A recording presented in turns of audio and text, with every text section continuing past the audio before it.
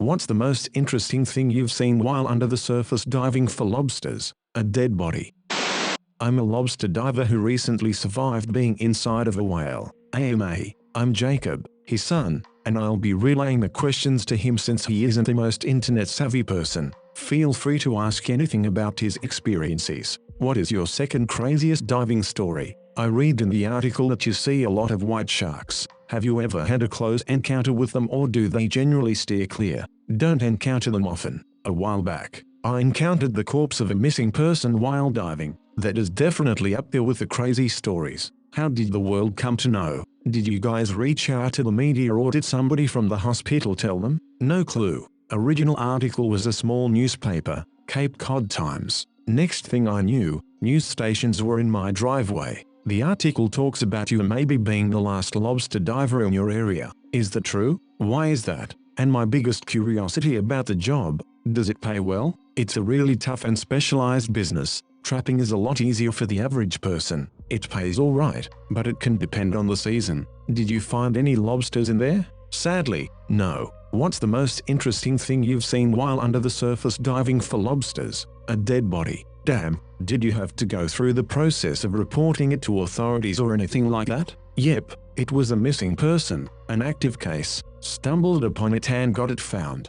Was its tongue smooth like a dog's or scratchy like a cat's? I was in a dry suit. Couldn't really tell. Also, the mouth was filled with water. How long were you trapped? Were you concerned at any point that you might die? Trapped for about 30-40 seconds. Yes, I was almost convinced I was going to die that day. What was your last thought when you realized you'd been eaten by a whale? My wife and kids. How did you get out? Were you able to see anything? What bad things could have happened inside which didn't happen, fortunately? Eventually the whale managed to dislodge me by moving its head and tongue, I think. Nope. Completely dark. I could have suffocated or drowned if I didn't retrieve my regulator in time. Could you feel the pressure change as the whale surfaced? Felt nothing but my own body crashing against the water. The pressure was the least of my concerns. After the whale dislodged you, did you get to see it swim away? Or was it too hectic? All I saw was white water crashing around me, and the tail of it disappearing into the water.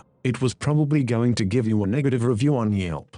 Did you see the whale coming and just couldn't get out of the way, or did it sneak up on you? Not at all. Came up behind from me, felt it close down, then boom. Why did it swallow you? Was it just looking for krill? Yes, it likely accidentally ran into me while scouring for krill. What were the injuries sustained? Soft tissue damage. Nothing serious. Thankfully. What do you think caused the soft tissue damage? And why do you think your legs were hurt? Blunt force of the whale's mouth. I could feel it clamping down on my legs. Also, I got pretty banged up while it was trying to force me out.